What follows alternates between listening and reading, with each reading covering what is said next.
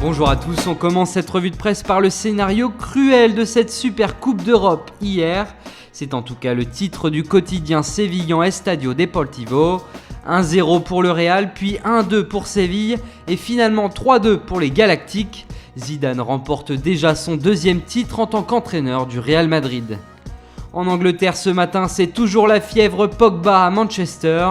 Le Français fait la une de tous les tabloïds. Le plus gros transfert de l'histoire est enfin bouclé et les quotidiens se réjouissent forcément d'avoir un tel joueur dans leur championnat et surtout d'avoir doublé le Real Madrid dans la course à sa signature.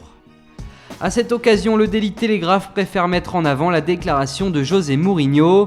En visant directement Arsène Wenger et Jürgen Klopp, le coach portugais estime qu'Arsenal et Liverpool ne sont pas assez grands pour signer un joueur tel que Paul Pogba. Pour lui, ce n'est pas une question d'argent, c'est surtout celle du prestige. Mais il n'y en a pas que pour Pogba, Stones et Bony font également la une.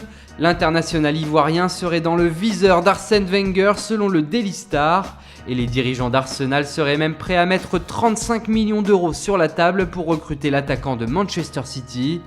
Pep Guardiola souhaitant s'en débarrasser, la porte des Gunners lui est grande ouverte. En Italie, on s'intéresse au mercato de la Juve. D'après le Corriere dello Sport, il existerait un accord entre la vieille dame et Axel Witsel, le milieu de terrain du Zénith. Le Belge sera libéré de son contrat dans 10 mois, alors la Juve lance un ultimatum au club russe. Vendez-le à un bon prix ou perdez-le gratuitement en juin prochain. Ce transfert fermerait donc la porte à Blaise Matuidi, annoncé depuis plusieurs jours comme la priorité de la Juve. Et on termine par la géante commission de Mino Raiola, l'agent de Paul Pogba. Selon la Gazzetta dello Sport, il devrait récupérer 35 millions d'euros dans l'affaire, 25 de la part de la Juve et 10 venant de Manchester United.